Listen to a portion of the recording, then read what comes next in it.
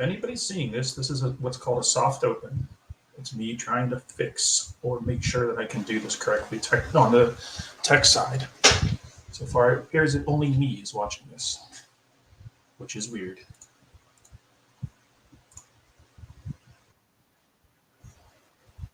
What? And watching me.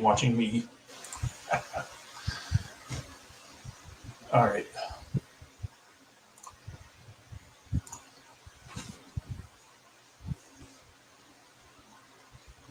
For the record, if you get in here, I'll put it in chat.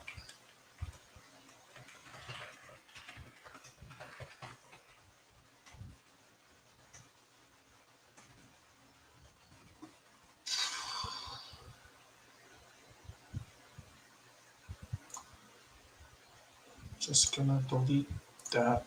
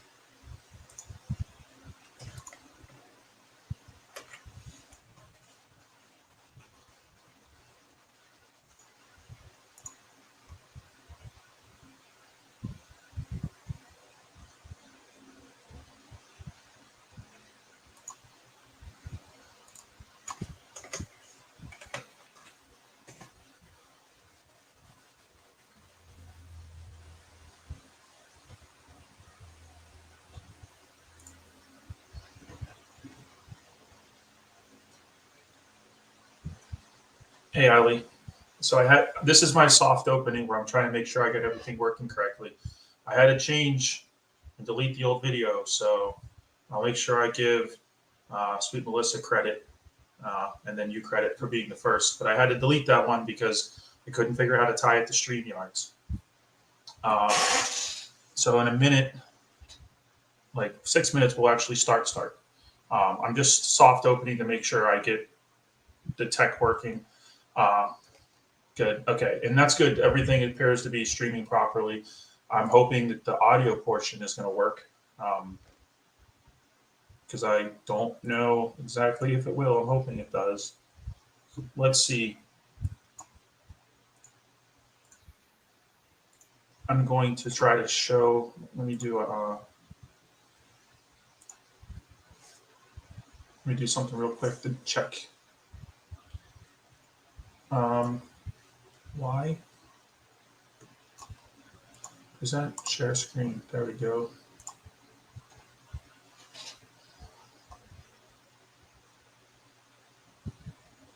Maybe in the future I shouldn't have so many things open, huh?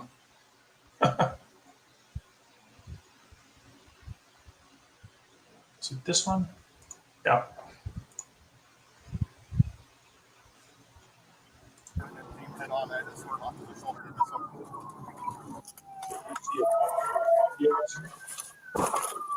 Audio. 0215, contact with them. Send me another unit. Will the audio and video work on that?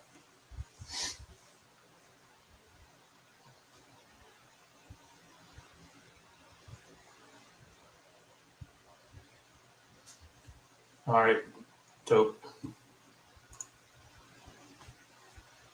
All right, I'm gonna go off screen for a second. So hopefully my logo comes up. Let me know if that happens. No, it didn't. I'm just a circle.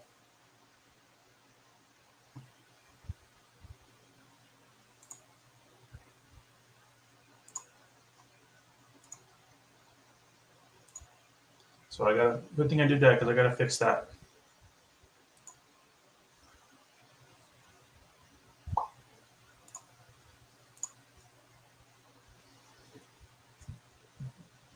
That's better. That is better.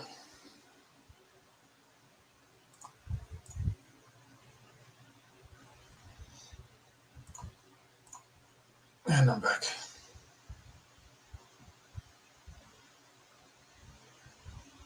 All right, I'm going going to stop cam and mute for the next couple of minutes, and then we're kicking it off.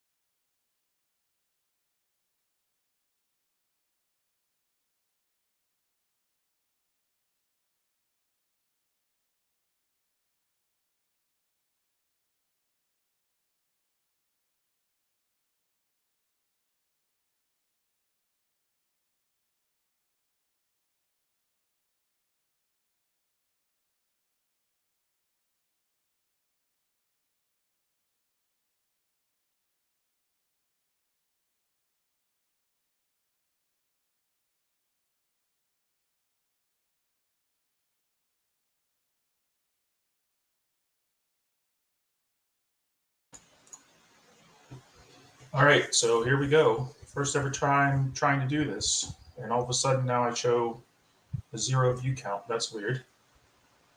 We were doing good. What happened? Where'd all the people go?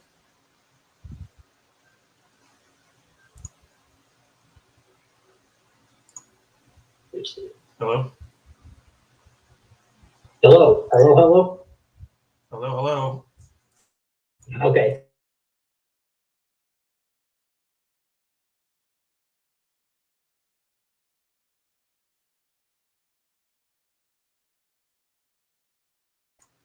Sorry.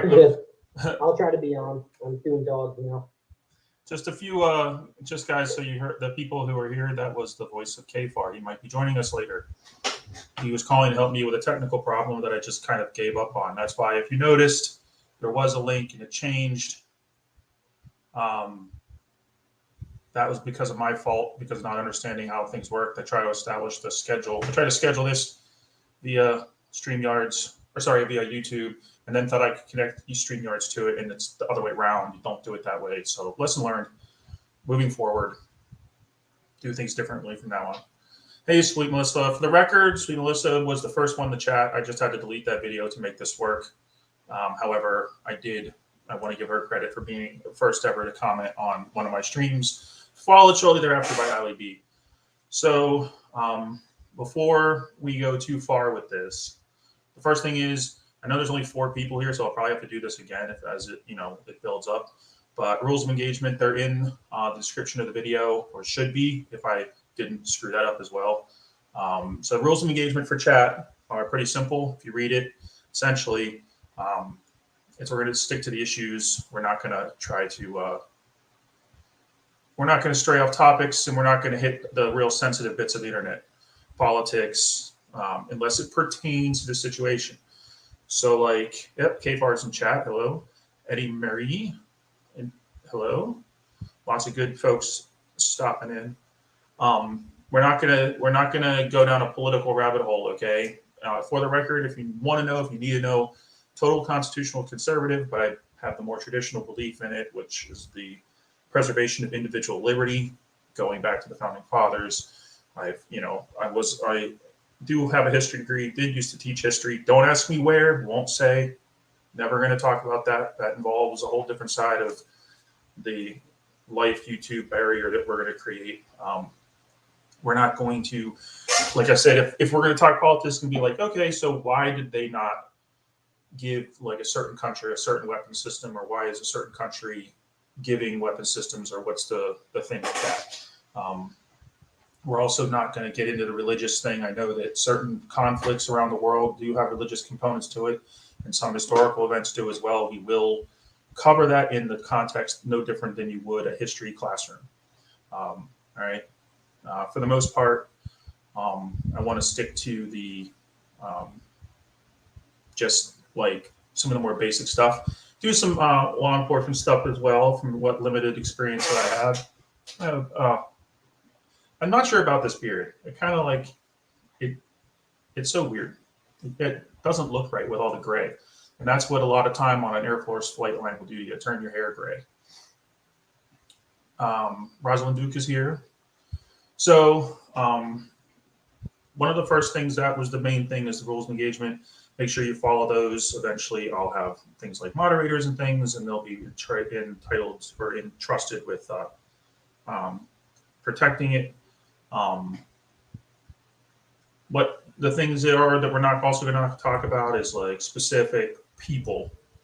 I know in some other chats that we may or may not be a part of, certain individuals become quote unquote targets of the chat and or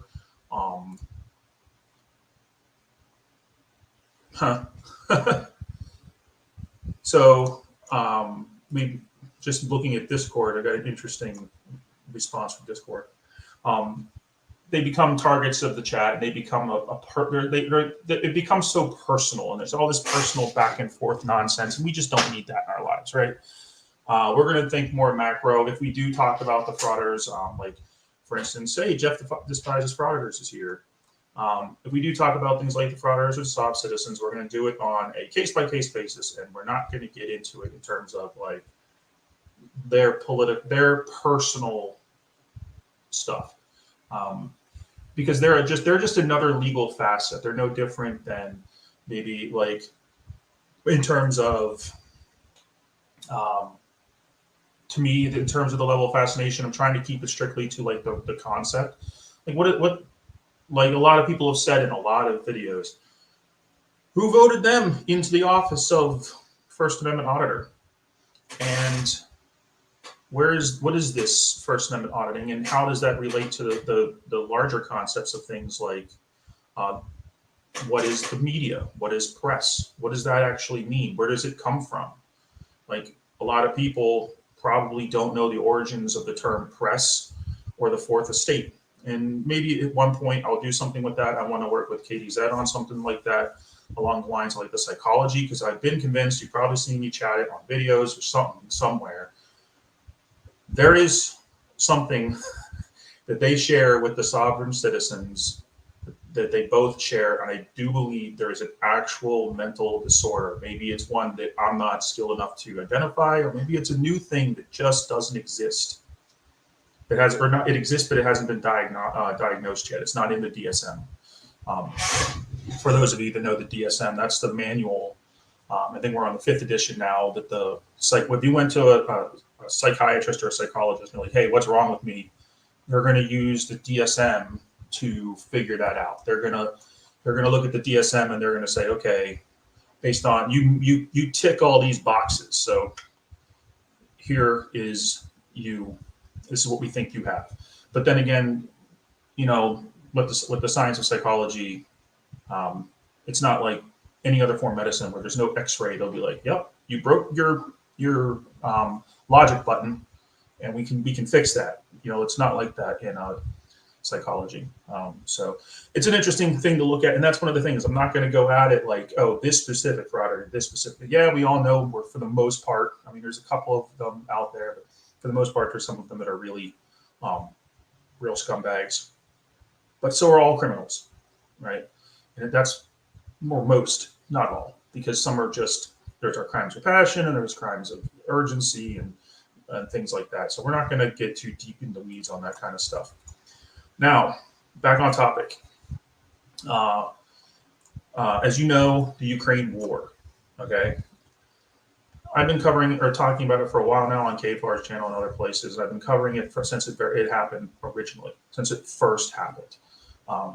If you go back in time to 2014 is when it actually started. A lot of people don't know that what's happening right now is an extension of what happened in 2014 and what happened in the early 1990s. In the early 1990s, can someone in the chat tell me, of all 7 of you, what happened in the early 1990s that the redefined Ukraine? Happened in 1991. And also, by the way, guys, I want to make this an interactive experience, so I'm going to be asking you a lot of stuff. You've entered my classroom. What happened in 1991 that brought, that changed the Ukraine? If anybody got it. 5, 4, 3, 2, 1. The dissolution of the Soviet Union, the breakup of the Soviet Union. Soviet Union falls apart, and now Ukraine is its own country. It becomes the largest and most popular. I don't know if it's actually largest, because like Kyrgyzstan and places like that were pretty big, but it's the largest European part of the former Soviet Union that's now become independent. And because of that, it also gained a tremendous amount of this former Soviet military, because it was just sitting there. Some of it they repatriated back to the Soviets, some of the stuff, not all of it. Like the Ukrainians kept all the fighter planes, all the tanks, most of the troops that were from Ukraine, because the Soviet and the Russians still to this day operate in what's called a military district model. So essentially, if you get recruited, typically you don't get to serve in the military district you were recruited from, because they don't want you to just go home all the time. They want you on base. Yep. Jeff won. Dissolution of the Soviet Union. Yep. And dissolution, sorry. And then what happens there is the big thing was the nukes. And then NATO said to Ukraine, we're trying to stop this whole proliferation of nukes thing. The Russians kind of just left them laying around everywhere when they broke up. Give up your nukes, please. And Ukraine's like, no, unless you protect us. You tell us that if the Russians ever come after us, we will protect you, or you will protect us. If the Russians come after us, NATO, you've got our back. NATO's like, yeah, cool. Give up the nukes. Give them back to the Russians so we can put them through our disarmament process and get rid of some of them. And the Ukrainians are like, yeah, sure. Great. Unfortunately, fast forward till now, in 2014, the Russians helped a rebellion in the Donbass region. Hey, Josh Carter, of the former Soviet Union, of the eastern part of Ukraine. Then they, again in 2014, they annexed Crimea with their little green men, and I'll show you some of that in a minute. And then we get to, then a kind of a peace settles in where they're happy what they got. They got Luhansk, they got the Donbass, they got Crimea, and they're kind of happy there. And then the next thing you know, in 2022, Russia decides in February 2022 that a couple of good things have happened that they can either take advantage of or they don't like. Ukraine has been begging the European Union and NATO to join. Now, Russia is already annoyed that it has the 3 Baltic states sitting right on its border that are NATO: Latvia, Lithuania, and Estonia. But by the way, Estonia is one of my top vacation destinations. If you ever go there, the city of Tallinn is amazing, and there's a lot of Baltic Sea cruise stuff that go to it or operate out of there. And where the cruise ships dock, you can walk to all of the different stuff. Hey, Kimmy Wrangler's here. Good to see you. You can see all there is to see in Tallinn. You can see if you come there on a boat. But I was staying there because I was working with I was there a couple of times with NATO as part of a mission that we were doing there with the Estonian Air Force. And so we were staying in the city, and it's even better. It's a food town. They've got amazing food. The food in the countryside is garbage, but the food in the city is amazing. Anyway, they're already mad about having that there. So they have Belarus as like their little insulator, and then they don't want Ukraine as part of NATO.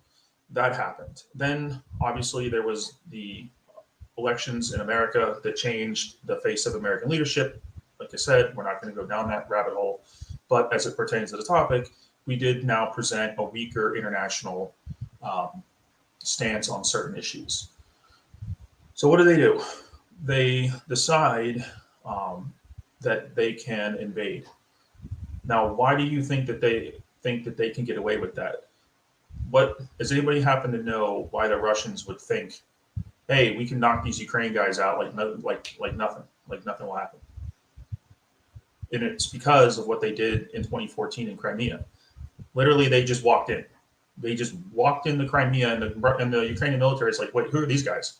There was no declaration of war.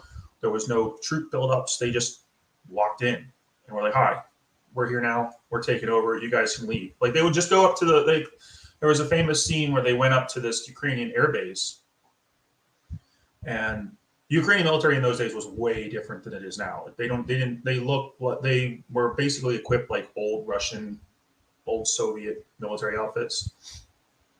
And the Russians would just walk up to the gates of the base and be like, hey, leave all your stuff here and get out. And a lot of the times it worked. And after, there was no real shots fired, there was no real fighting in the annexation of Crimea. They just kind of took it. They never really said who they were. And they were kind of like nice to the Ukrainians. They'd be like, hey, look, if you some of the bigger Ukraine military formations are like, hey, just keep going, and we won't hassle you. Just leave, and it'll be fine. And a lot of the Ukrainian commanders were like, well, I can do that, and I can save my guys possibly from being killed, and all my equipment and everything. So yeah, let's do that. Let's just drive through here, not point our guns at anybody, and just get out. And a lot of that's what happened. And the Russians kind of thought that was the way it was going to work. And they also kind of thought that on paper, their army was superior. So next thing you know, February 2022 rolls around. They've got a weaker international situation. Ukraine is trying to join NATO at an alarming pace. It's also trying to join the European Union. We got to do something about this, because we cannot have the Ukrainian country being a NATO state. It's right up in our business. It's right on our border. So next thing you know, they invade. And that's where we're going to go to our deep state map. Apologies if my voice sounds terrible. It always does that. It's not unique to today. All right. Okay. I will be polite and move the map over here, so I'm looking at you while I'm looking at it. I have a two monitor setup going on. So if you look at this region up here in the north, and all this green area down here in the south, and these pink areas here. Oh yeah, please hit like if you wouldn't mind, all 6 of you. I would appreciate that greatly. It's just, struggling content creator trying to get his foot in the door here. If you look up north, right here, that's the city of Kyiv. That is Kyiv or Kiev. A lot of people bounce back and forth on it. Some people say you say Kiev, some people say you say Kyiv. And I think even in Ukrainians, like listening to Ukrainians talk, they've said both.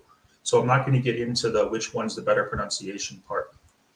But all of this was taken by the Russians. We're going to talk about 2 key things in this little part of this section here. And just so you guys know, we're going to do this in kind of like 3 sections. 1 is going to be the backstory on this. 2 is going to be some interesting things that's happened recently on the Ukraine front. I have a law enforcement break. I have a way rad, like crazy shooting, law enforcement officer involved shooting with a guy who was, I kid you not, it turned out he was guns akimbo, dual wielding Glock 19s or Glocks with the modified Sears, which I've been seeing a lot of. There was a guy in Baltimore that turned up with a modified Sear Glock. Fortunately for the the jump out boys, as they call them, that were going after him. It jammed on him.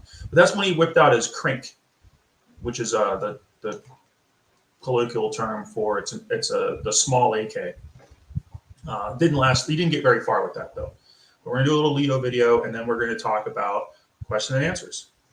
You guys can ask me anything, and I will answer it. When it comes to that bit, some rules of engagement. No, I won't talk about ECM stuff to any great extent. No, I won't talk about weapon system capability to any great extent. Yes, that is. I do know much of the answers, and a lot of the answers are available on what's called the open source. That doesn't necessarily mean it's correct, or it should be out there. For instance, a video game company that I'm a very big fan of, because although they are from Russia, but they make a flight simulator called Digital Combat Simulations, or DCS, which I played extensively, and I have all the equipment around me. It's at my feet actually right now because it's out of the way. One of their developers got arrested by the United States Air Force's Office of Special Investigations because he had gotten his hands on some F-16 tech data that, although he got it legally, like he didn't spy or break into anywhere, or, sneak onto a military base or bribe some airman somewhere. He just got it from some dude who got it from some guy who wasn't supposed to have it. It didn't do any real national security damage. It was just stuff that we still don't consider open source. So, for instance, there's not anything classified about a P-51 Mustang because it's no longer relevant. There's nothing classified about the A-10 30mm gun because it's not, it's not really high tech. This is obviously not a real one. Please keep in mind, it's empty. YouTube evaluator guys, it's been demilled. I have the letter to prove it. And this is made of, this is 3D printed to look exactly like the real thing. But yeah, when I was I'm sorry if you hear my chair. I've been told that you can't hear it, but hopefully you don't. When I was at the tech school for weapons, which is what I was doing, aircraft armament, I had to get this. They were ridiculously expensive. Like I can get these. I thought I had one sitting out somewhere. Well, I put it behind me. Normally this sits back there. I could have gotten these anytime I wanted. It was this that I actually paid the money for in my mind. Just like when I got this, which this is the 20 mil. So if you're thinking like F-22, F-16, F-15, F-18, you can go as far back as the gun pod on the F-10 or F-4s, the internal gun, M61 series guns, even the Sea-Wiz, on the battleships and on the cruisers and stuff, and even the what they call the oh crap, the stupid thing protected me, and now I can't remember the name of it. We had it at Kandahar. It's awesome. All right, it'll come to me eventually. If Chad, if anybody of you know what the Sea-Wiz on land thing is called, just remind me because I'm brain dumping on it. It's the same thing as the close-in weapon system, but it's the land version of it. The only difference is it confused the projectiles to explode at a certain place. So yeah, I can tell you that I served in Afghanistan and Iraq. Well, so I've been deployed to Afghanistan and Iraq several times, and I was deployed to Turkey, but we were actually fighting ISIS, and that was the trip that gave me most of my gray hair. And also all kinds of NATO deployments and all over the States, because every time, like for all 5 combat deployments, there was at least like 3 or 4 workup deployments in between that. Also in the summer of 2007, we upgraded our aircraft from the A-10As to the A-10Cs, so we were really working nonstop on them and deploying a lot with them to get ready for that deployment, because we had to re-qualify. We had to qualify, and our pilots had to qualify on a whole bunch of new weapons that the A-10C gave us. We'll get into the A-10A, A-10C discussion another time, maybe later tonight, but I don't want to get too far into any rabbit holes because, believe me, I'm really good at falling into rabbit holes. Anyway, back to our map. All right, back to our map. So up in here in the north, all this green, all this pink, this is from February 2022 until approximately April of 2022 is what is what most of this is. Towards the beginning of April, the Russians started to fall back from these positions in the north, and then they also in the fall of 2022, early 2023, they lost these regions. Which this is the Kharkiv Oblast, and this is the half of the Kherson Oblast. Actually, this whole area here is Kherson Oblast. Now, Oblast is basically, think of it as like an American state. They break up. There are little regions. There are the little regions. You can see the lines here of the different oblasts. Recently, the most recent activity by the Russians has been heavily attacking Odessa and its surrounding areas, and somewhere on the Danube, over here, they've been hitting this town, Phylisophical, a lot because of the grain embargo. That's something we're going to talk about coming up. But first, before we get too far, let's talk about some really interesting things. I'm going to show you a video of a dude. I'm not sure if you're aware of him, if you follow the Ukrainian stuff. KFAR, CRAM, correct. Thank you. God darn it. Why can't I remember things? KFAR, whenever you're ready, let me know. I will break up my pace because I want to talk to you about the Moskva a bit. Rosalind Duke, thank you very much. Charlie Welch is here. We're going to have people rotating in and out. A news stream like this is not going to grab a lot of people. I tried to put it out as much as I could, but I kind of broke it. I did it wrong, so we'll see what happens. There's some key things that happened up here in this region. One, if you look here, Chernihiv, this city, which doesn't want to appear, this one right here, was defended by the Ukrainian 1st Tank Division with its older but modernized T-64 tanks. So we're talking tanks that are like maybe 20, 30 years old. No, sorry. T-64,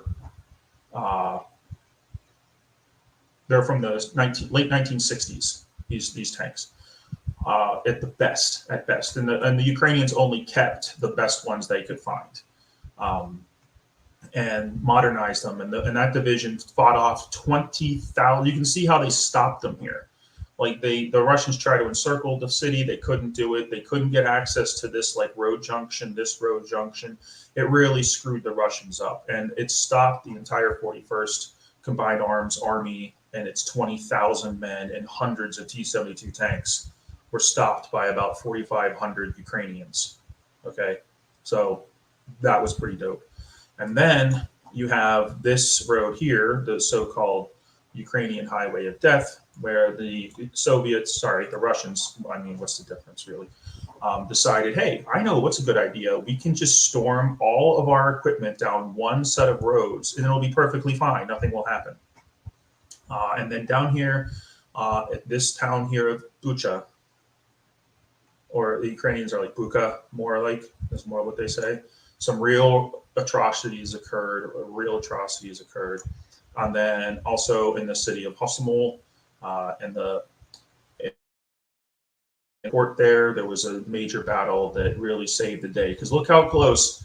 This is the capital of their city. This is their country. This is Washington, D.C. Okay, look how close they got. I mean, we're talking there was a point in time in which the Ukrainian people were building barricades in the streets of Kiev, whatever. Again, not sure.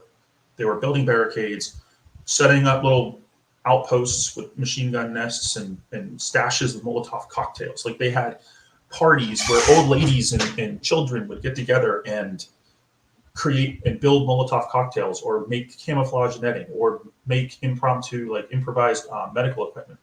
All this happening in the 21st century. War does not change. Like you saw when I was on KFARS the other night, we talked about the trench warfare. Well, we thought that was gone a long time ago. It's still warfare. There's certain things that will just never change. And part of that was this kind of thing, right? I mean, when you want to defend a city against armored vehicles, Molotov cocktail is one of the best things you can possibly have. A liquid that's on fire will go into all of the vents.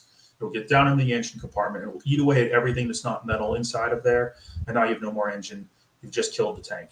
You may not kill the crew. I mean, you might, depending, because Russian tanks like to go boom. They're really good at that. But yeah, so let's look at a video from a guy. I really like this guy, but here's the thing you want to keep in mind right now. One, he is Ukrainian military officer. Okay, he is a public affairs officer. He was not a public affairs officer by choice. He was an infantryman, but he had done communications work in the past, and he has a degree in communications, and he speaks fairly good English. His command found out about it, like, hey, why didn't you tell us about all this stuff? What are you doing running around in the infantry? We're gonna make you into a public affairs officer. He was like, okay, I guess, fine. And he started doing public affairs work, and then the invasion happened. And now he's become a YouTuber, and he's a pretty big celebrity amongst the Ukrainian military circles in terms of like anybody who watches like Artur Ray or any of the other people who track the Ukraine war. You'll know this guy, and they know him. And let's do this. Let me get it started. And since I'm not set up completely yet, you're probably going to see, you might see an ad. I apologize for that. But here's our man operator Starsky. Starsky. Today we had a busy day. We visited our base in Hostomel as well as Antonov Airport. The area Antonov Airport was what I was trying to say before. Because there's a lot of mines and IEDs, booby traps, and locals. He used to call these business trips. Outside of those areas are not advised to return to their homes until all of those mines and IEDs are removed. Basically, this was a residential area, and you can see Russian trenches made for their vehicles everywhere. Here you can see a Wow, Josh Carter. So Josh Carter says, maybe I can, yeah, show. There we go. When I was growing up in the 1980s, Ukraine was like South USSR. We talked about it in the same breath as Russia. It's amazing thing to see them standing up for their freedom. So that is an interesting point. He makes a lot of the excuse that the Russians had for saying, oh, we can take these parts of Russia, is because they're ethnically Russian and there's no such thing as a Ukrainian ethnicity. There's a lot of history behind that, and they're incredibly wrong. But there was a lot of Russian speaking in the, like, that's the reason why the Donbass is still, if you look at those, like I showed you that map, it was a different color. It's because most of the people in the Donbass are Russian speaking. And spoiler alert, a lot of the places that they currently occupy are as well. The Ukrainians continue to say that the Russians basically repopulated most of the Ukrainian civilians from the occupied territories, way in, like in the northern Luhansk region, in the Mariupol and region, and in the southern parts of the Kherson region. They've repopulated a lot of those Ukrainians into Russia and are trying to move Russians into those parts of Ukraine, which is a whole subject for a whole another day. But you get a look here. I'll mute Starsky for a little bit. You get a look here at a Ukrainian civilian vehicle completely looted and completely destroyed by the Russians. Now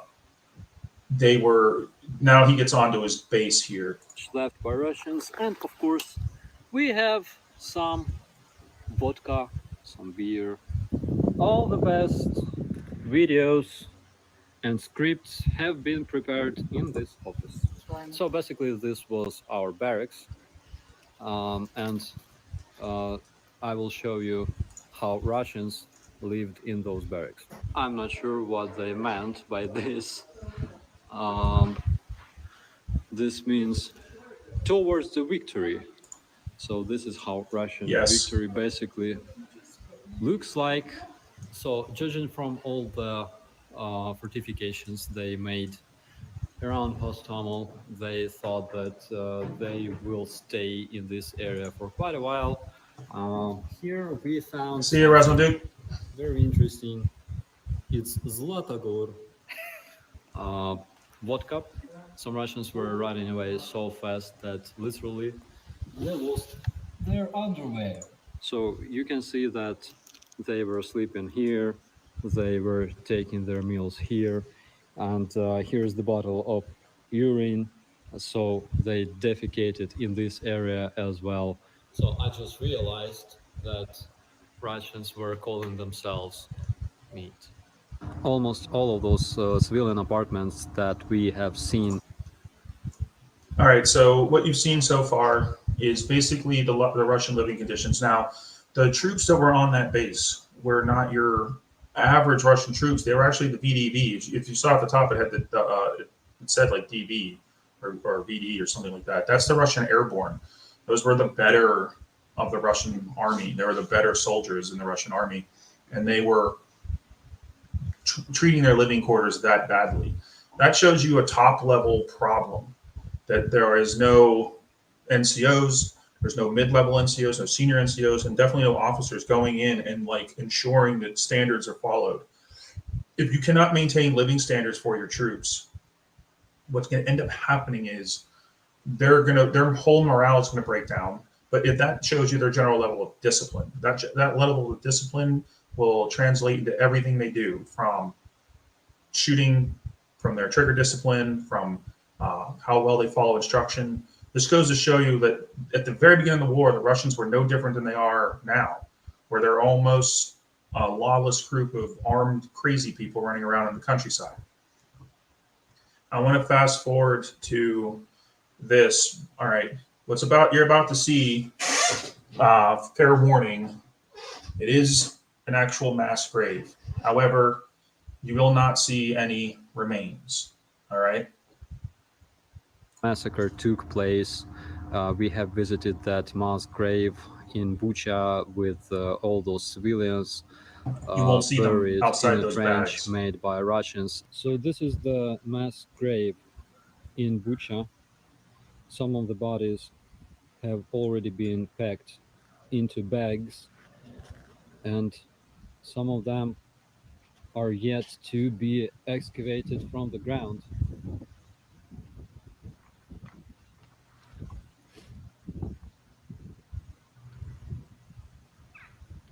Basically, this is. So I don't want to show more of that because it's kind of depressing. What you get with that, and what that is, the reason why I showed that is that video shows a lot of why the Ukrainians feel the way they do about the Russian people. Not the Russian people per se, but the invaders.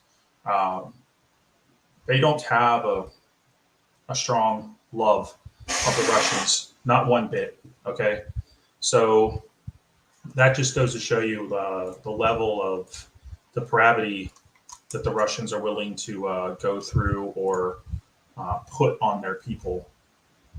Imagine, like, why would you, if you were, how can they treat people the way they do, and how can they do things like that? It's just beyond me.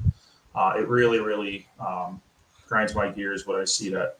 So a lot of people in America will be like, well, why should we support them? That's not us. It's not America. Why should we support it? Well,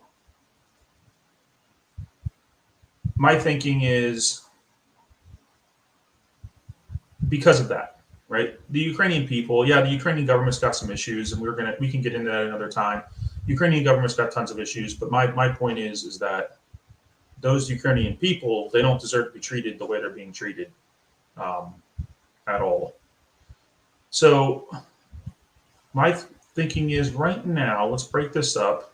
Let's do, and I have to figure out where I put it, because Mr. Smart Guy has like 800 tabs open in his browser. This is let's get off of Ukraine for a minute and do good old-fashioned law enforcement stuff here. I'm not sure if anybody's seen it. Yeah, we have. And the first thing they need before democracy is they need independent country. So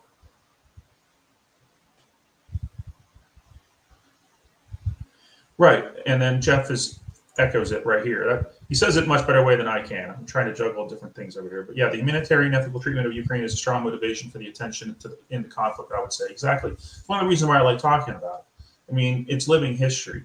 When the Nazis had invaded Poland, and then they invaded Eastern Europe and Western Europe. And there was no people vlogging about it. There were no cameras in every hand. There was nobody running around trying to publicize it, and there wasn't a way for everybody to see it. Most of the people in America didn't even know that the concentration camps existed until long after the war ended, because it wasn't widely broadcast. So like, the unfortunate side of this conflict is that more people are becoming aware of the level of horror that war is. I mean, from videos of trench warfare to artillery barrages,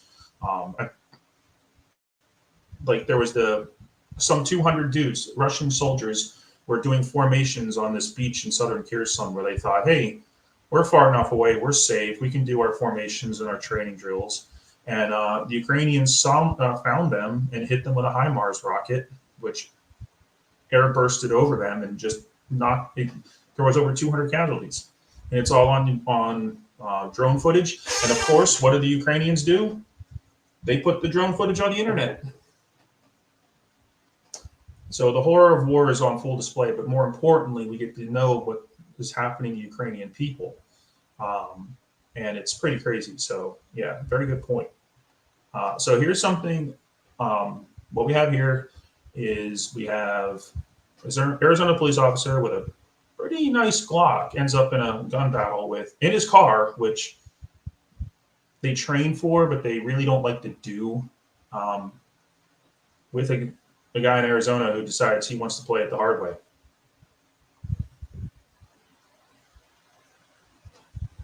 Correct.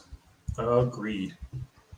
But we're going to take a quick break from Ukraine, and then I think I'm going to abridge my schedule a little bit, and I'm going to go towards the Moskva and then go Q&A. That is the correct button. We're learning. We're learning. All right. I'll make this full screen so I'm nice for you guys. There we go. Where you at? Put your hands up! Put your hands up now! Put your hands up! Yeah, he's got all the bells and whistles, right? He's running again. We hit. Hollow sight, high cap mag.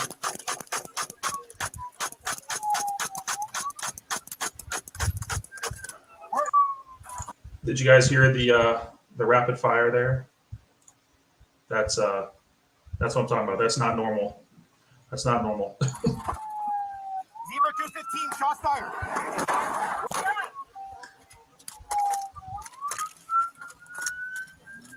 Where are you at? Thompson!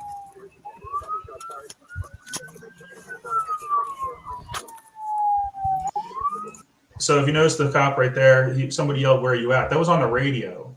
Both his hands were busy. There's no way that went over the radio. But he's doing the first thing that like a pilot would tell you. You never stop aviating. He's not aviating, obviously he's driving, but he was operating a vehicle. So he figured, I'm going to operate my vehicle first. I'm going to work my weapon system second.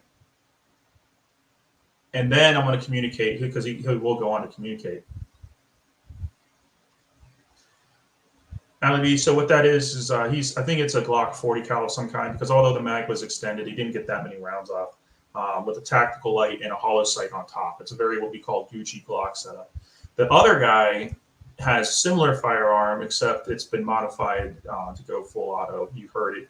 It's really rapid fire, high rate, what we call high rate of fire, or high cyclic rate.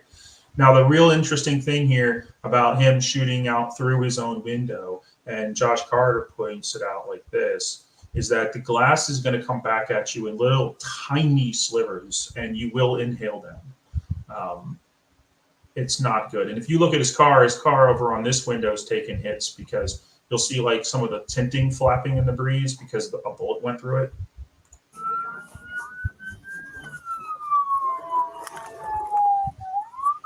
Zebra 215, start me units. Thompson and Powell. So there he goes. He finally does communicate. He just put a round through his window right there. Ow! Zebra 215, I'm hit.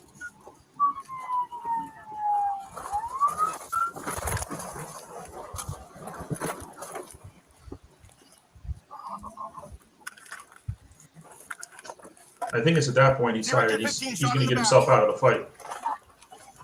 Oh, yeah. But like always, law enforcement has better tech than the random criminal.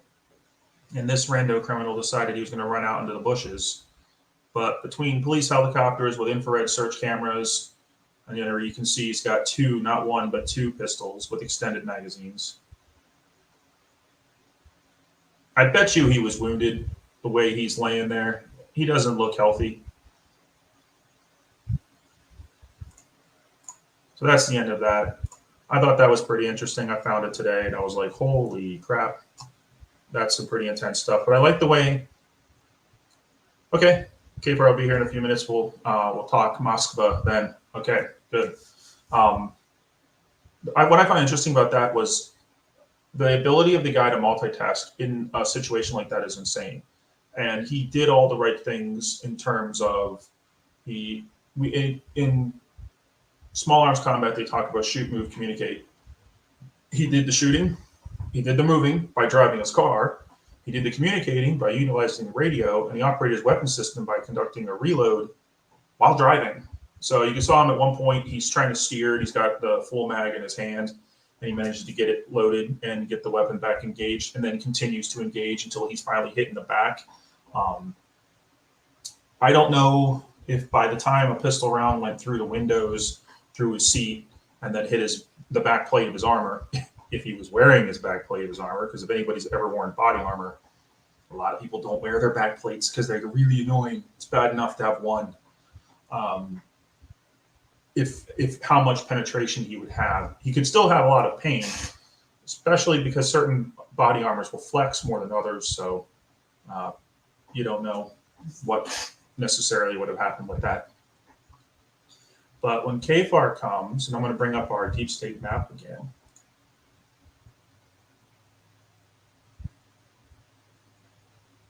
I don't want there to be Jeff despises Frauditors says. I don't want. Yeah, let's avoid the name dropping of like specific Frauditors, because I don't want to get into this like the whole like what's the best way to just say it. Like I don't want this to target anybody. But my dream YouTube video would be a Frauditor versus Taser and K9. That would be something I'd like to see. I'd like to see a Frauditor escalate himself to the point where he gets both tased and K9 at the same time. That would be great, because I mean it couldn't happen to nicer people, right? But let's go back to our deep state map real quick. So that button, and that button. I'm getting better at this already. All right, so Irpin here. Here's that city where the grave was found. Irpin is where the Ukrainians finally stopped their advance, the Russian advance. Hostomel's over this way. It's also where the Russians did an airborne operation. When the airport was attacked, what Operator Starsky was speaking up about was when the airborne forces came via helicopter and took over for a very limited period of time. They kicked them off pretty fast and retook their facility. Then you have all this region over here where you can see they didn't really bother to like occupy everywhere. They just kind of like took the roads and just kind of went along major roadways and stuff like that. That proved to be their undoing, and that's why they got stopped and had to go back, because their supply lines they couldn't sustain them. And then you had the fall offensives last year that they took this area and this area pretty much very, very quickly, which now, because the new offensives in these regions aren't going as quickly, and the Bakhmut direction, the Zaporizhia front, which is this entire front here, everybody's complaining. Everybody's complaining about how it's so slow, it's going so slow. Well, look at the extensive fortifications that the Ukrainians are dealing with. You're only seeing the ones that are easily seen by the satellites to be mapped. They're extensive. They're everywhere. But interestingly, whoops, I have a bad mouse, so it's pretty dodgy. If you look here, the Russians are pretty worried about losing ground because they have extensive fortifications being constructed deep in Crimea. When I told you about that training unit, excuse me, the guys that were in formation, they got blown up. They were down here in the south, way on this little spit, this little thing. They were out here goofing off. Sorry, coughing. We're going to be talking about this guy, the Russians' most expensive submarine. Well, I can't tell you if it's most expensive, but certainly their largest. I mean, it wasn't built as a submarine. It was built as a cruiser. The Russians call it a battle cruiser or something along those lines.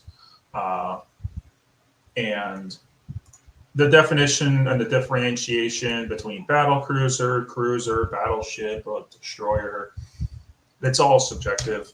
A modern American Arleigh Burke-class destroyer is bigger than a World War II American cruiser. So it is more like about missions than it is about like what the size or the design characteristics of the ship are. That's just it, plain and simple. Is we're not talking about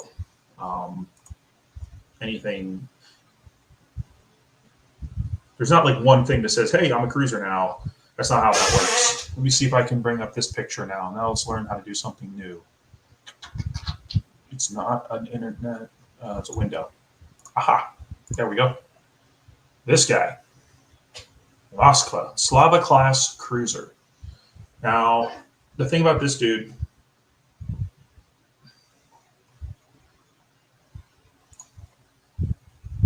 I have no idea, but I think Putin needs an out where he can get he saves some face. If he just pulls out, now he'll look weak. I think that's his biggest fear.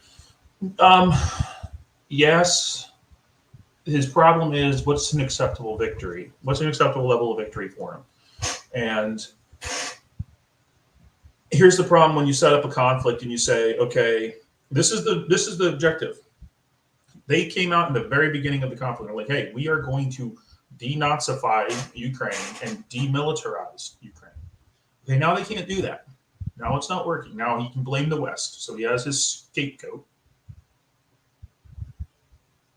But where is the line for acceptable? It used to be the Dnipro River. Now is it just keep what you have? Because now the Ukrainians, the more success they have, the more they want. So now they're like, well, we want Crimea back. Some of them are even like, we want pre-2014 boundaries, borders back. Like that means Donbass and Luhansk. They want all of it. So Josh Carter also goes on to say, so we can't give the Ukrainians full defense yet. You can't give them a defense treaty when they're already at war. That defeats the purpose of a defense treaty. That's just declaring war on Russia. And if we do that, then the war expands globally because don't forget, Russia touches both sides of the ocean. And they've got friends. Ali B asks, we're getting into Q&A quickly here. Are we going to run into an issue of being short of weapons ammo because of all we're sending there? No, it's not a dumb question. It's actually a mainstream media question that happens all the time. The answer is kind of. Here's my answer. Number one, we don't send them modern stuff. We also don't send them fresh stuff. A lot of people don't know this. Munitions expire. They just do. They have a shelf life. Link to. Okay. It's coming via Discord once my brain makes it do it.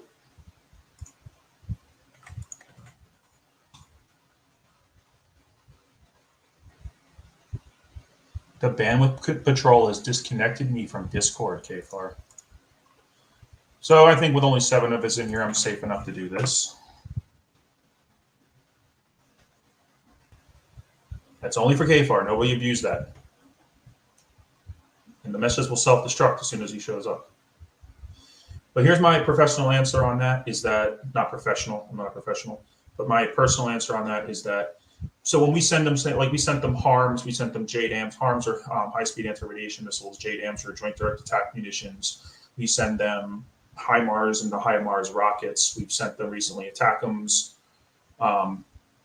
We sent them some other munitions and stuff like that. I'm wondering how it's going to show me. I think it will show me somewhere. Hey, Missy. I'm sure it will show me somewhere that KFAR's here. But those munitions, they come in blocks, they come in model numbers, and they also come in. They also have various shelf lives.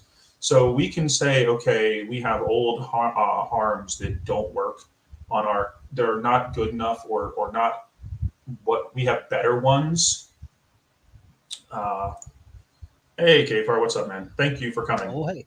Yeah, no problem, no problem. Chat, some of you may or may not be familiar with I think some of you are not familiar with KFAR. KFAR is a Navy vet. He worked on an aircraft carrier that I once upon a time did also work on as a civilian, which is a weird crossover. And we think we may have been on there at the same time too. So small world, I guess. But so we were just talking about the munitions expenditures and all of our shipments to to Ukraine. And I was getting into like how different munitions, they expire, they have a shelf life, and they're sometimes become incompatible or are not the best of their version anymore. Like the Navy Tomahawks, there's various blocks to Tomahawks. We're giving them our older stuff so we can keep our newer shit. Yeah, it's basically like when you go to Goodwill and drop off a box of crap. It's like that. Well, I'm hoping that lag is going to go away. I think I may have too many internet thingies open.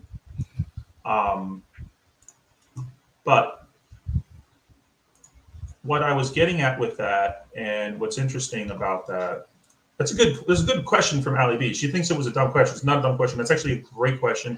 People do entire blocks on mainstream media about that. That's a legit question. And that's where you get into the military-industrial complex and how much influence is it really having on this? Because we have congressionally mandated levels of certain munitions. A lot of people don't know that. I don't know if the ship numbers are congressionally mandated. Do you know if the naval numbers are mandated in terms of like numbers of ships or something like that? I'm not exactly sure. Well, let's get to the Moskva and then we'll come back to this, okay? So everybody's familiar with this former cruiser. I did some looking at it. It's a reef. And there's some. It's a reef or is a submarine. It's not the world's biggest and most expensive reef. That there's another boat that has a title. I'm sure many of you, or some of you, I know KFAR is familiar with the Fat Electrician, and he just did another video today where he couldn't help but point out the Yamato. The Yamato is a World War II Japanese battleship. The Yamato class, it's the class namesake. Only 2 were ever built. It was the world's largest warship ever created. Well, not warship, world's largest battleship ever created. It had 18.1-inch guns or something like that. And it is now at the bottom of the ocean because you can have the best battleship in the whole world. If it doesn't have any airplanes to protect it, it's just going to end up in the bottom of the ocean. And that's exactly what happened to Mr. Moskva here. Mr. Moskva was sailing around, like I showed you on the map, out there in the Black Sea, thinking itself relatively safe from the Ukrainians. Which one has the dad shirt? I think this is a dad shirt. This is actually an old teaching shirt. I used to teach. Oh, yeah, that's a good one. There you go. It's my dad Harry Potter shirt from my kid's birthday. Oh, when was the birthday? 2 months ago. Oh, my 2-year-old turned 3. Yes. And now Liz likes to interrupt your streams. Yeah, she sleeps right behind the TV. Nice. So the Moskva here, it's a Russian battlecruiser, Slava class. It's got some interesting characteristics to it. It has automatic guns up front. that there's 2 guns in that turret. It has some of the AKM-130, like big old Gatling guns on it. It has tons of these missiles, which are like, they're huge anti-ship missiles. They're actually little airplanes, essentially. They have air-breathing engines, really big missiles. And what's interesting about this ship is that allegedly it was supposed to be invulnerable. Okay.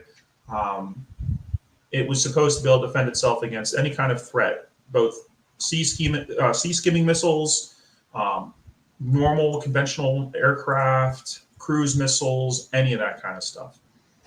But how did it end up looking like? Well, I don't want that one. That one's tiny. What about this one? This. Let me show you this. My timing is still not perfect. I'm getting there though. It started looking like, I'm clicking on you, share, that. Well, How did it end up looking like that? Too much. Not to jump off topic, but did you get a chance to watch the video I sent you on Discord yet? I think it's like a no, because you know how we were talking about the drone strike. Yes, I have that queued up. They have the video of it. Yeah, I have that queued up. So that was my follow-on to this segment. Was what happened next. That is going to be fun. That is fun. That is fun. But here we have the Moskva. The Moskva is no, cancel. Moskva is here and it's burning. And the Russians said, "Oh, it had an accident and it caught fire." Well, they continue to say these things. They'll have a munitions depot catch fire. It didn't catch fire. It blew up. It got hit. They'll have a building. Their recruiting centers keep catching fire. The recruiting centers are being sabotaged. Now, recently they did have some buildings catch fire in Moscow, but that was drones. That was Ukrainian drones doing that. The Ukrainians even admitted it. But you can see here, Mr. Moskva's got a problem. It's got several holes in the side of it right here and along the center frame, right near the boilers. And then you can see the crossed fire hoses. That actually means that it's a ship in distress. It's kind of like it shows that the crew has given up on it. It's like an international sign of we call it quits. But what's interesting about this picture is you can see this guy in the middle here. Whoops, I'm not even pointing right there. You can see this guy in the middle right here. This is called the top dome fire control radar, and it's specifically for all the missiles that are in here, which are its surface-to-air missile systems. So here you have a Russian boat with what supposedly is a really good air defense setup on it, and now it's sunk. Oh no, I'm down to 3 people.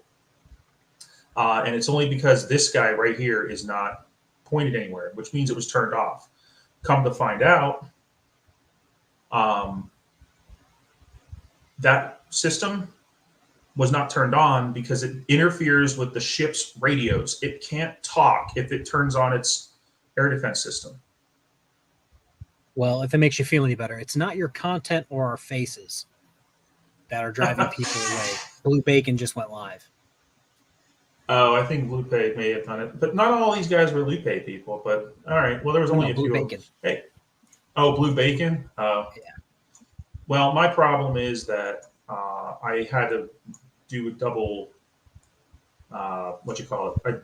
I had a link and I killed it. I broke that, and I'm just not smart like that. Yeah, it's crazy that they didn't have the foresight to be like, hey, we probably shouldn't have both of these systems on this ship if they can't work at the same time. Well, so they knew. No, there that's was what I'm saying. Like, and yeah, somebody just said, nah. I don't want to go that deep into the weeds right now, but there was a report on it that they got when their last yard visit, they were actually deemed unserviceable, but they were passed on waivers basically. Most of their generators weren't working. They have like 3 boilers and only or turbine generators for their diesel turbine generators for their power systems. Only 2 of them works. Josh Carter, given how well their aircraft carrier works, yeah. Well, that's what I was gonna bring that up. Be like when you said their stuff keeps catching on fire. I'm like, well, in their defense, Their aircraft carrier has a habit of that. Yeah, and the last time it wasn't even the carrier's fault. The dry dock it was in sank. It's like that boat's like cursed, like way cursed. I couldn't imagine when I was in the shipyards for like a year and a half, the dry dock just going. Could not. And then a crane falling on your carrier and wrecking your carrier. Apparently it smashed a hole in the flight deck. You need that for an aircraft carrier. Rumor has it. Kind of, but that's why did you know they don't call that an aircraft carrier? Yes and no. I forgot what they specifically call it. They call it a aircraft cruiser. Yeah, okay. I knew cruiser was somewhere in there.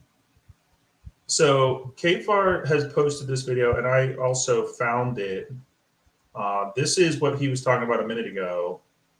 This is going to be interesting because this is what you're seeing here is the view from a Ukrainian underwater drone.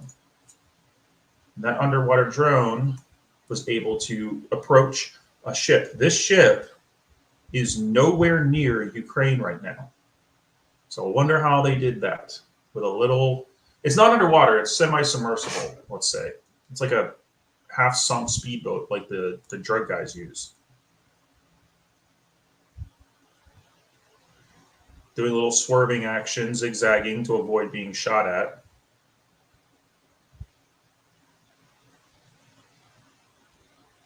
Are they actually shooting at it? I don't know if it's actually being fired on, but the zigzagging is typical when you're getting close. Are they just doing it the right way? Yeah. Look, the gun turret isn't even turned. So did they see it? Did they know it was there? I don't know. Maybe it was just a course correction for targeting. But apparently that vessel was an amphibious assault ship that had been carrying supplies from parts of Russia to Crimea to help when the bridges were blown up. Remember when the bridges got blown up? I hope please, I hope that's serious. And now this is interesting. Josh Carter mentions the naval treaties. What did they do to comply with the naval treaties? That's what I want to know, because they did a lot. Most of the Washington Naval Treaty was about tonnage. It was tonnage restrictions. Yeah, it wasn't. They didn't say oh, you can only have so much of this or so much of that. What they did was they said, hey, you can only have this much tonnage. What you do with it is what you want to do with it. Which is why we ended up with the Lexington. Yeah, that's why we have the Lexington and the Saratoga and the Wasp at the beginning of World War II, because they were going to be cruisers, and they were going to be lighter as aircraft carriers, so they built them that way. Well, no, not Wasp. Wasp was Hornet class, and they were also lighter. They were only 19,000 tons because of the requirements based on the treaty. It's not just history. I mean, a lot of the stuff you don't learn in actual history class these days. Unfortunately, you don't learn how to The only thing you do learn from history class is what I found is analyzing things, is analytical skills. Yeah, when I was in high school, all I had to learn was hey, you have to remember X, Y, and Z for the test. Yeah, and I when I was a teacher, I shied away from that. I wanted them to learn the best thing you can learn about history, if you're looking at any historic event, is the why. So why was a certain thing a certain way? So if you want to, Josh Carter mentioned the naval treaties, the pre-World War II, what they call interwar period naval treaties, the Washington Naval Treaties 1 and 2, they affected the outcome of things like the Battle of Pearl Harbor and the Battle of Midway, because they affected the ships that actually existed during those days. I shudder at what's being taught nowadays. Yeah, me too. Oh, the things I've seen. I won't get into it, but the things I've seen being taught as facts, scary. I was going to be a history teacher, and then I'm A, I don't like high school kids, and B, I have to pass algebra to get my degree. Yeah, the passing algebra part was tough. Not to get the college degree. I only had to do college math to get that. But to pass to high school, I had to pass algebra. So that was tough. To get my degree, I think I'm 3 classes away from my history degree. But I still have to pass math, and I'm just like, can't do it.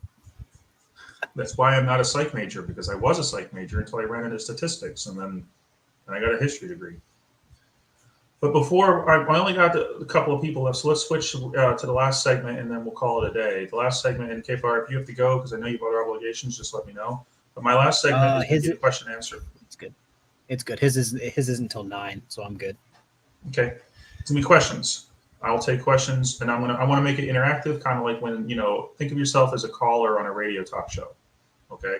So if you want me to tell you, like, as much as I can tell you about a 30mm shell, or what exactly this is and where I got it, or the history of something, or something about the A-10 or any kind of aircraft system because I worked on A-10s and F-35s, so I have the full range of 3rd through 5th gen information in my head.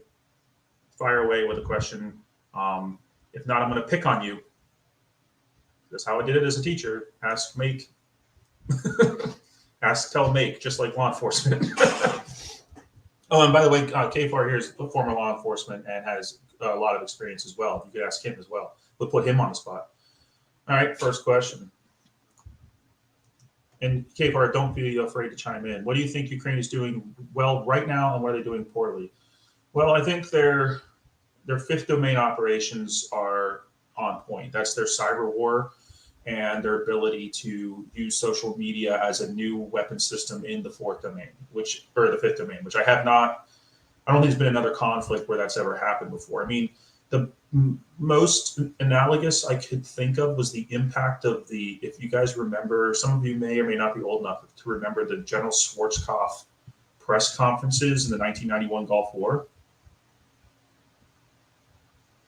I think that's the thing they're doing well. I think the thing that they're doing poorly is they're mismanaging some of their opportunities on the global scale to get more efficient, get more help. Hey, Loki's here. We know Loki. I got a question for KFAR. You're on the spot. I was a booking officer and a jailer, I guess you could technically call it. He had to deal with the nasty people after the street cops already pissed them off.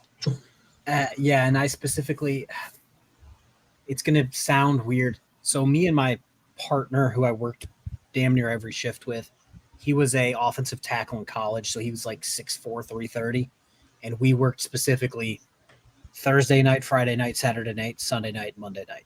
So like all of the times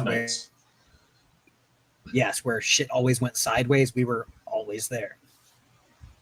All right, next question, guys. Next question is opinions on Zelensky. So as far as if you want to say, if I rate the performance of a guy who was a comedian and TV star up until he became a president, and then one of the world's most major powers invaded his country, I'd say he's doing great.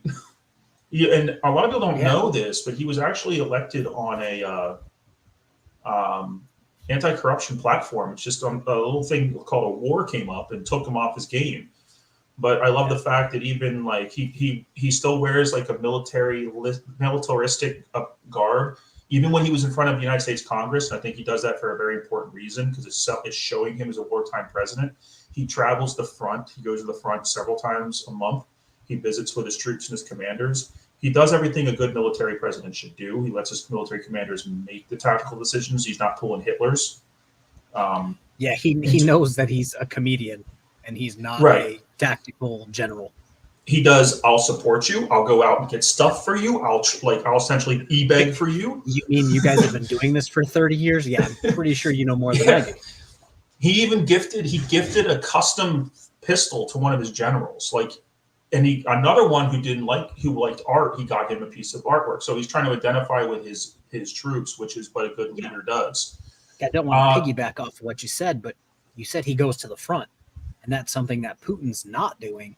And I think I don't know if you showed it or if I randomly watch it on YouTube, it all comes together. Like one of the war secretaries from Russia finally made a stop somewhere near the front to like talk to some people. And they're like, well, they're seeing what he's doing, going out to the front, talking to the troops, talking to his commanders. Now Russia's trying to do something similar with someone who just happens to be higher ranking. And the reason why they're doing it is because the Ukrainians troll them all the time on their social media platforms. I was going to talk about that too, about how, what do you think Ukraine's doing well? Social media. Anything that Russia, you see it on Habitual Line Crosser all the time. You know who I'm talking about. Russia will say something like, oh, we did this, blah, blah, blah. And then he'll be like, well, we actually have it on video that that's not what happened. And it's just Russia keeps lying about things. And Ukraine's like, oh, you mean this drone that hit your ship that you just had magically caught fire? Yeah, they still denied for a long time. I don't know if they've ever acknowledged it actually sunk. And by the way, they don't even acknowledge that some of the sailors on board who lost their lives actually lost their lives. Like they just pretended they didn't. They went to the families and be like, you better not say anything. I don't know how they pulled it up. They've done it before. They've been doing it since the Soviet days. I have stories. Igor's still alive. Like, you better not say anything. Dave, you're on the spot again. Favorite weird story? So I think I've told this story before. A super, super, super drunk human being came in one day. When you came in, you came to the left. There was a giant window in between the hall. It was like hallway, my office. And then on the other side of the glass wall was the report writing room for all the officers. So this guy came in super drunk, so drunk that we had to take him to the hospital. Well, he came back and thought it would be funny to shit his pants. While we were searching him, we discovered that, and then he tried to turn and fight us. My giant partner grabbed him by the shoulders, being 6'4", 330 and a college lineman, lifted him up off the ground, and he goes, "What are you thinking?" And then the guy's just like, nothing. I was like, yeah, that's what I thought. And all the officers on the other side of the glass wall dying because he just completely stopped a fight just by picking someone up. Well, yeah, and Donut just did a video today. In case you guys aren't aware, there's a creator named Donut Operator, another former Leo, and a really, really interesting cat on YouTube. He just did a video where he said in his department, when that kind of thing happened, like in a police vehicle, as far as the evacuation of one's bowels, they could get the jail inmates to come clean the vehicles out and stuff like that. It was this interesting thing. I can't get. There's a lot of these work shifts. I'm sorry, Missy. I'm not gonna. Are you talking about like his work shifts? I don't know if he wants to get into that, but I'm guessing evenings, like overnights. Work shifts. Yeah, the officers worked from 7 to 7, and we worked 8s. So it wasn't 8s, yeah. So I worked 11 p.m. to 7 a.m. almost every single day. Yeah. And my boss is like, why don't you ever want to work normal shifts? I'm like, I'm fine at night. You're not here. That's working nights. Yeah. You get away a lot more. Okay, so here's my thinking on that. Is the corruption involved in the United States political, like what's going on in politics in America right now, is not actually tied to the Ukrainian administration. It involves Ukrainian companies. Now, yeah, how much of them are part of the government? Like, is this like total China thing where government and company is the same thing? No, not in Ukraine. I mean, a little, but nowhere near like a China situation. So it's not really corruption with the Ukrainian government. A lot of people like to think that way. This one's great. Yeah, Zelensky was on a show that was essentially America's version, the Ukrainian version of America's West Wing. So he went from playing the president on television to being the president. So that was his segue. He's like, well, I've done it on TV. I could just do it in real life. Yeah, people were like, yeah, you did a decent job on TV. That's wild. Here's a great question. This one is great, especially because KFAR's here. Sorry, off topic, but why do tasers not work on some people? And I know the answer to this. I know you know the answer to this. So, like, if you're just watching a random body cam video, most times they have layers on. Oh God. Most times they have layers on, which if they can't connect, they don't work. Also, if you're extremely fat, they also don't work. Right. Since you then I sent you that video where they tasered a guy like 4 times and like nothing happened. Like he just was like pulling the prongs off like it was nothing. Which he was where I worked. If you tased somebody, you had to immediately call an ambulance, and they took the prongs out. You couldn't even touch them. You'll see that in some videos where some departments allow them to pull the taser probes out, and in some departments they don't. They call the medics for that purpose. Yeah, and I think also like there's another problem with the taser is, remember, it's an electrical circuit. That's why there's 2 probes that go out. You can get a partial contact. You get one in, one not in, and all they felt was the spike of the initial probe. They don't get anything out of the juice.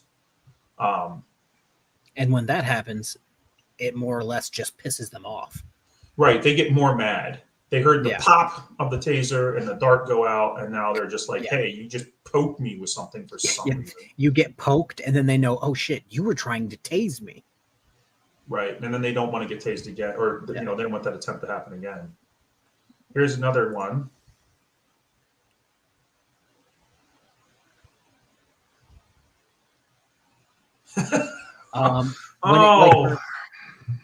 There was only a few ways to sneak things into where I worked. And they were in you because I was more of a jail. We really didn't have a visiting like a yard.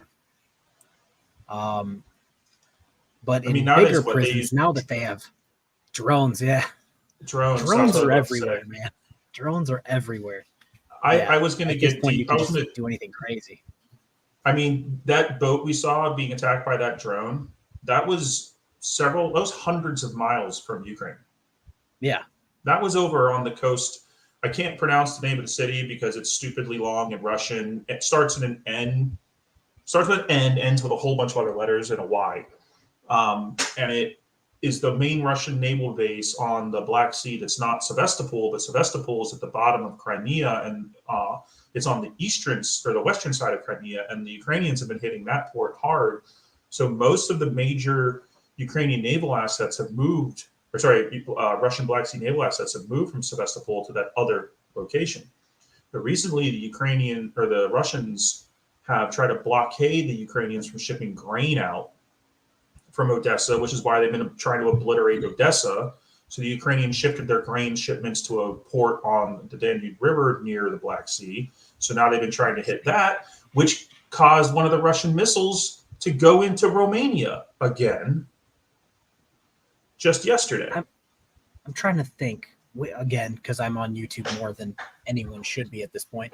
It's very. I forgot who brought it up, but a old admiral or captain of the United States Navy came out and was like, "Yeah, we should just do what we did back in the day during Iran, Iraq, I want to say, and just get 5 cargo ships together, have a guided missile destroyer kind of just near there, have them go to where they're going, and then say, okay, have a good day after they get out of where Russia can hit them." Well, the Americans are going to start. This might be what you're thinking. I believe, is the operations in the Gulf prior to Operation Desert Storm, when the Iran-Iraq War was coming to a close and then finally ended. What was it called? Operation Praying Mantis was the end of it. If that's what you're thinking of. But there was another mission. I forget what the Navy called it, but they were essentially escorting Kuwaiti-flagged oil tankers out of Iraq area, out of that region, from Iraq and Kuwait ports to out into the Arabian Sea, away from the Persian Gulf, because the Iranians were trying to blow them all up. Tanker wars. That's what I'm looking for.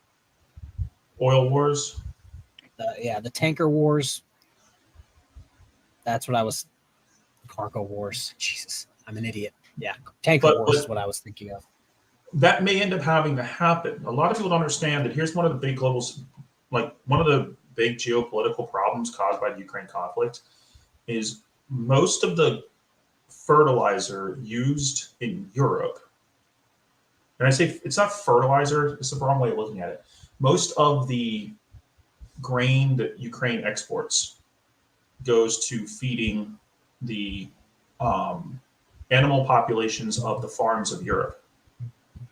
If you look at the Ukrainian flag, it's blue over gold or yellow. That yellow is grain, and the blue is the blue sky. That's what that means. So their grain is so important to Ukraine. It's literally their entire flag. So they're that committed to it. They're committed to grain, and they had this great deal. The Russians actually, that was brokered in Belarus, and they had this deal where the Russians would allow grain transport from Ukrainian ports out, and also some of the grain transports that had already been loaded in ports like Mariupol would be allowed out that is now occupied. I want to do a whole night on Mariupol. I think that would be great. I don't know if you guys know what happened there. Put a 1 in chat if you know what happened in Mariupol. But to me, it's up there with Baston. It's up there with the original Battle of Stalingrad. It's up there with think of any like last stand battle you can think of. It's up there with that. The Battle of Vienna. It's right up there with that. Ali.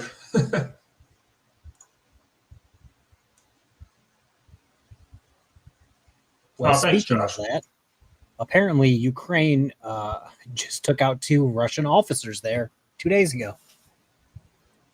Yeah, they've been hitting these Russian officers because the Russian officers have a problem with using their cell phones. Ali B, what they did in Mariupol, and I know that's probably not how it's spelled, and I'm not spelling it correctly right now. Let me put it up on the screen so we are all on the same page here. Like that scene in 13 Hours where Tonto flips on his IR and starts eliminating guys to be prioritized. That's a great movie. If you guys haven't seen the 13 Hours Secret Soldiers of Benghazi, please check that out. Not to push any particular movie, but that movie was, let's put it this way, 2 of the people who were there on the day of the event helped make the movie. And when they went to visit the set, they were like, you guys nailed it.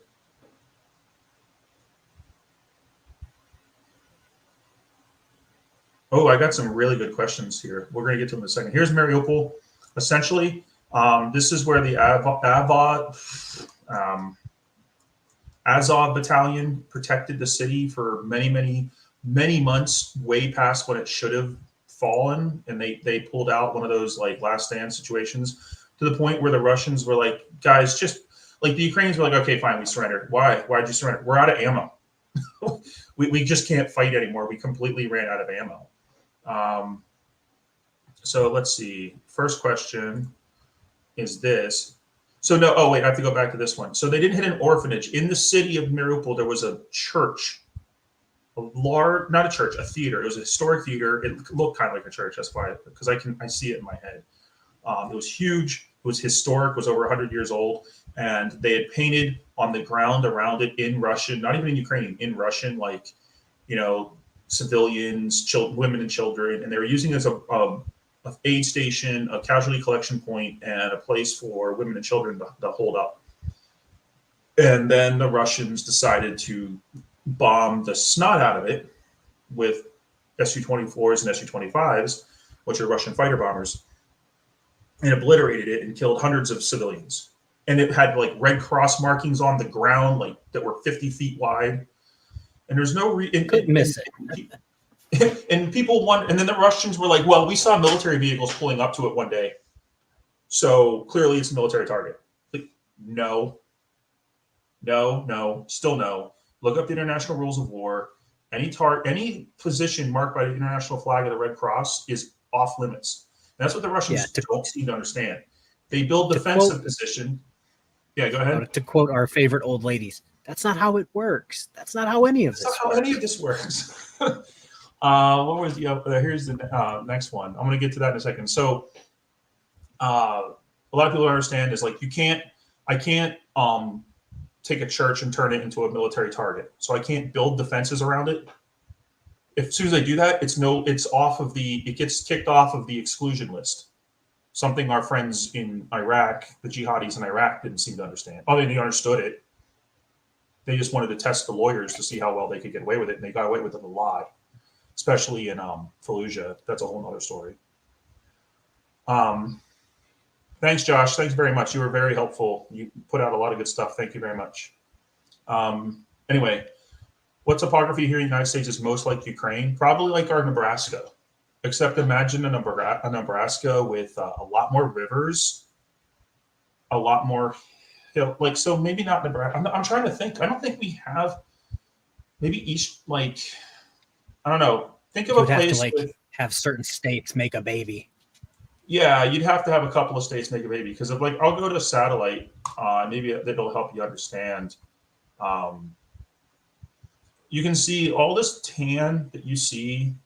That's Ukrainian farmland. Okay, look at the farmland. I mean, a lot of America, a lot of our flyover country looks like this. It's just we don't have as many.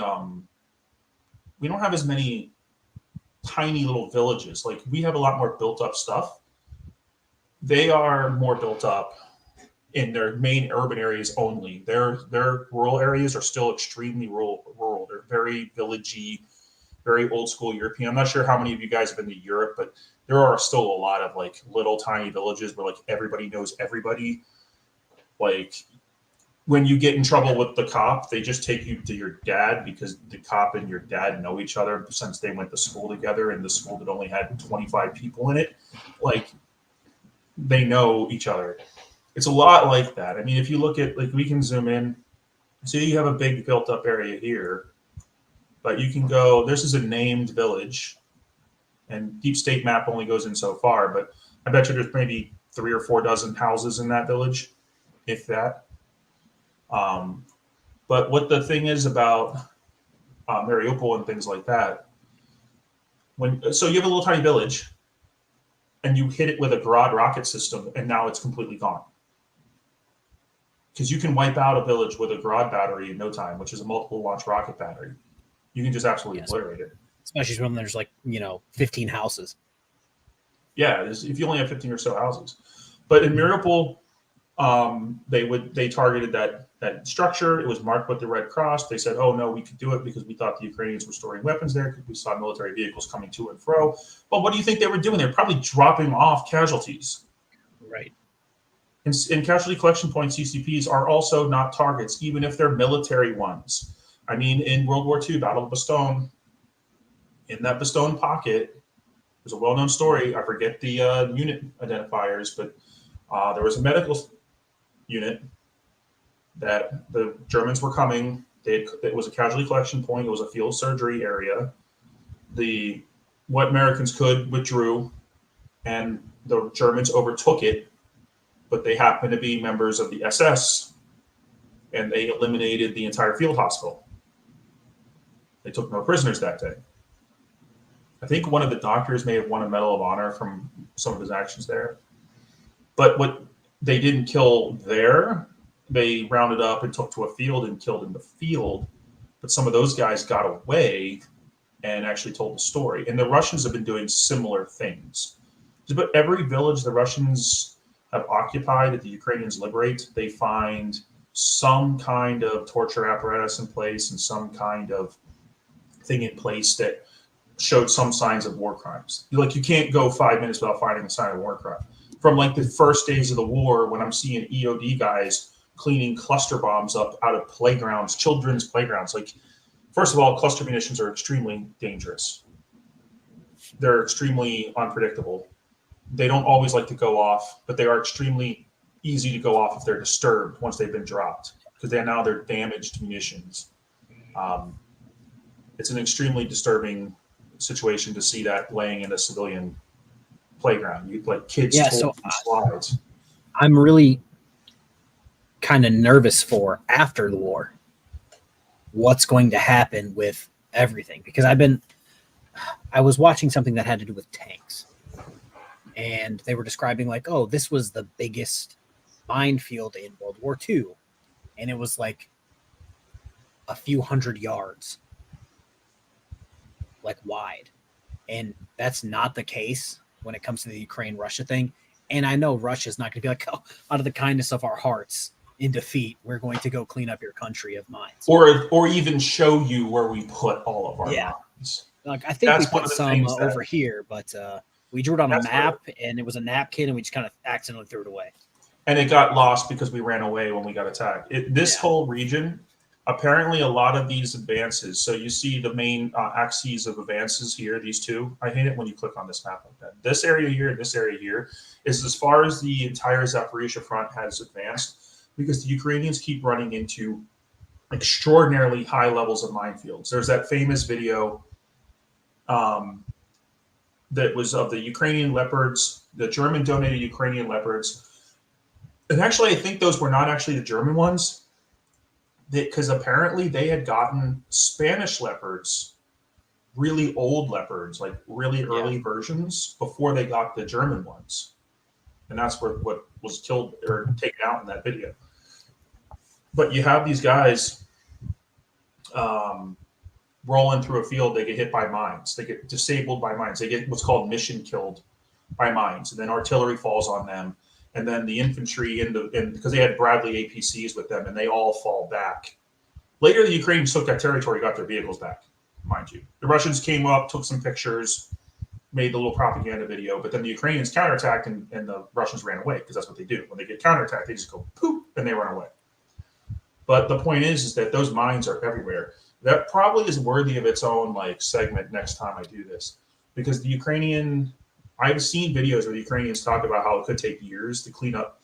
After every major conflict, you always have to clean up what's called UXOs, unexploded ordnance, and you can get a UXO at any point in time. I think even my unit, which had a record-setting delivery rate during our time fighting ISIS in 2016.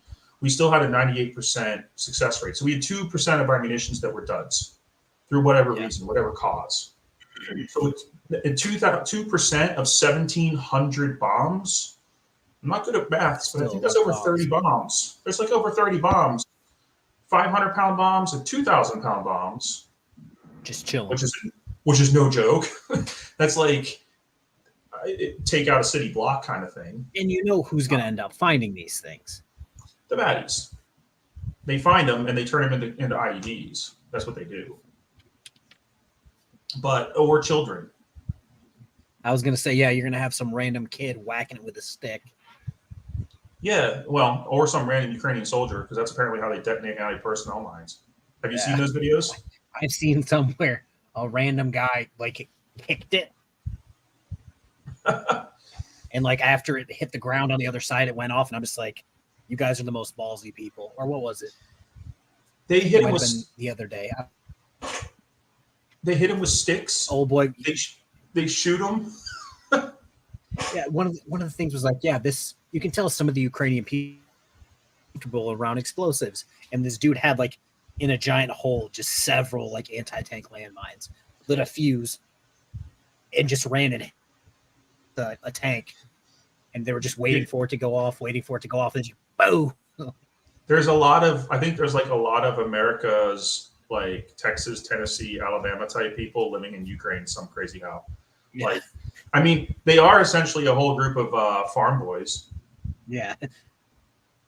We used to explode things all the time at the farm. Well, did you hear that a farmer got in trouble because the Ukrainians found a T-80 tank he had took and didn't tell anybody? He had a T-80 tank in his barn. I can imagine. I can imagine they're just like, oh, there's a tank in my field. Well, nobody's here to tell me not to take it. Could you imagine in 2024, 2025, we have a TV show called Ukrainian Barn Finds? Yeah. We have a BTR-80. Here's a BMP-1. This is my tank I took from Russia. It ran out of gas in my field. Been here ever since. I don't know what this thing does, but they call it a Tor. Apparently, it shoots down airplanes. Can't shoot down UAVs or drones, but yeah, what pretty it's good advertised. planes. It can't do its advertised thing. Well, look, now it's a giant paperweight. What I want to do is I want to do one more question and sign off, okay? Because I don't want to go on and on, because you know how we go. We go down hard. Yeah. We'll just be here until the end of time. So one more question. And the Ally B's out there, and she's not pretty versed on the military side of things. We got a Gamer 88 too out there. Anybody out there who has a question for me? One more, and we'll call it a day. Or KFAR. And as a reminder, former Air Force, former Navy, you pick which one's which.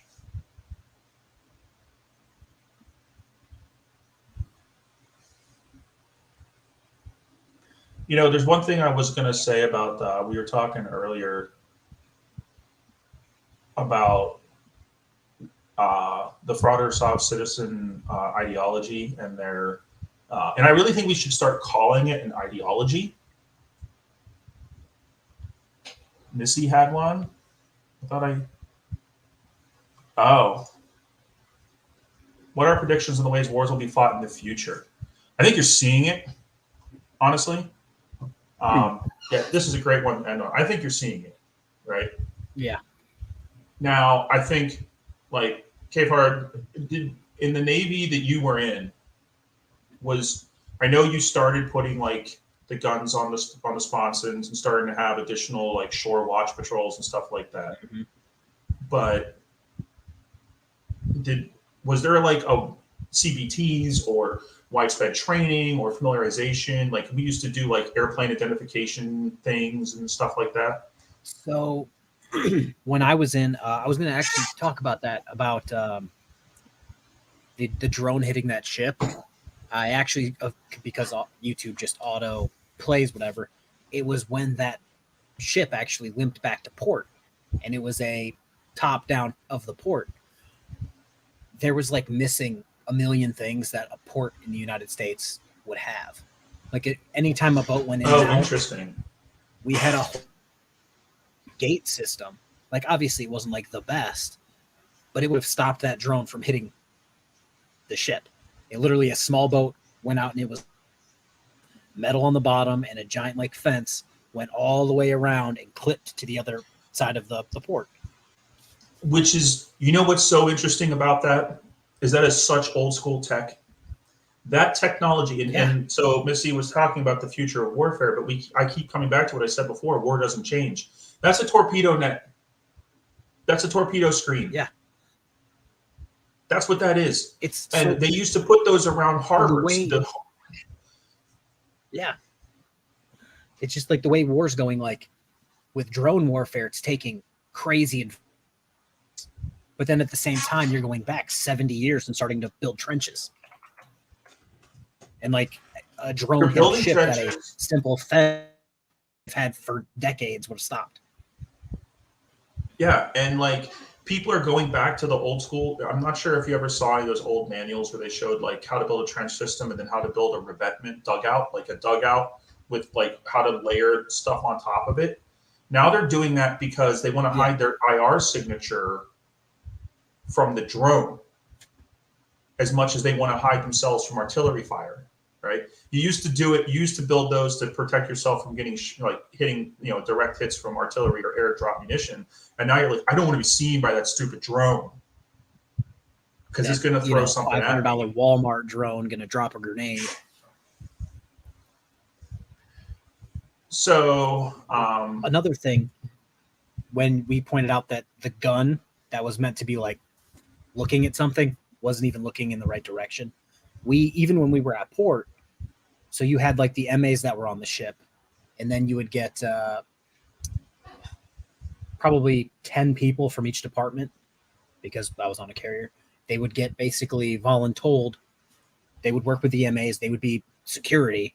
You had, like, 4 of them on the flight deck walking around with M4s all day.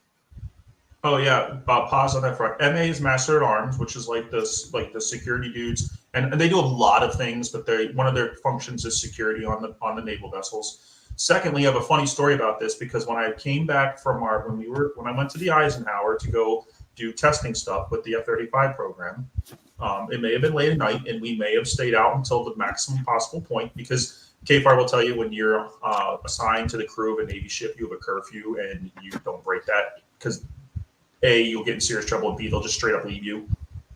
But I may have been out to the maximum point in time and may have had as much as I could get because I wasn't going to have any more for 3 months. But we got on board the boat and I was wandering around, got lost, found myself up on the flight deck, and a dude with an M4 was like, "Hey, what are you doing?" Like it wasn't long. I'm sure there was more of them. I didn't see them because at the time they're still wearing the blue camo. But yeah, that guy that only works at night. But that guy was right there. I forgot about this because it was a funny story. I have pictures of it. We actually broke one of the ribs. When you're in a port that's not your port and there's no way to put up a fence or a gate, we literally drop the ribs and you just constantly just drive around. When we were in Norfolk, actually, for our training, we dropped both of the ribs and had 2 teams, and we were driving around all day just to see if I think I forgot who it was, but they were trying to come through the water and sneak onto I don't even know if you saw it, the very back of the ship. Not the fantail. Underneath it, there's a little door. And all those gates. They tried to get somebody up there. And day and night, we had 2 shifts for both ribs, and we just drove around looking for things. And for those who don't know, they didn't even have that, it seems like.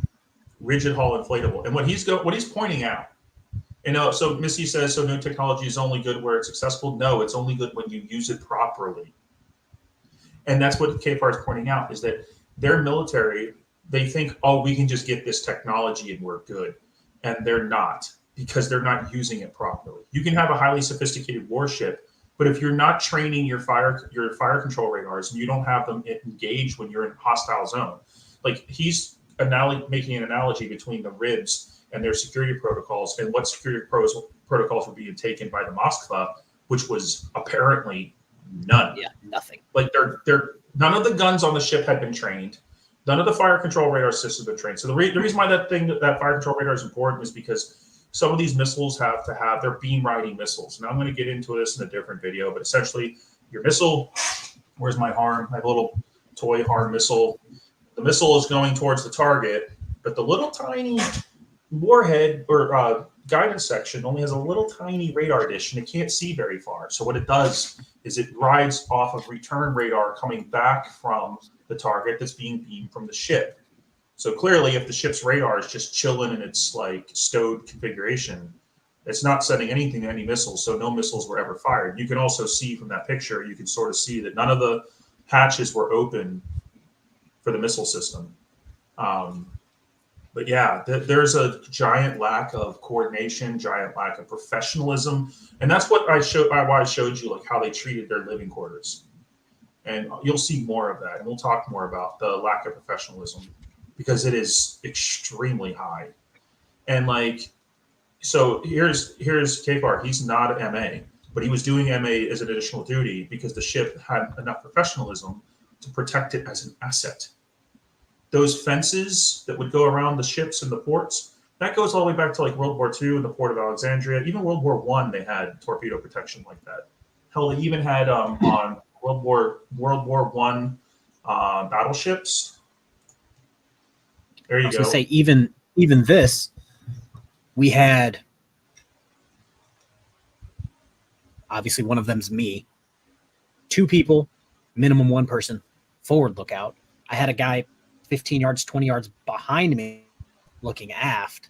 And then we had a port and starboard watch that were on the fantail looking sideways.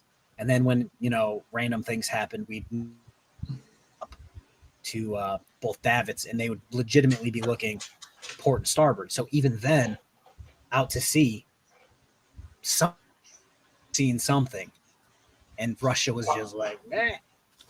Yeah, even their lookouts didn't or couldn't do anything. Even if their lookouts did see it, nothing happened, because I think at that point it would have been too late. But you can see a missile coming, especially the missile that was shot at it is a sea scheming missile.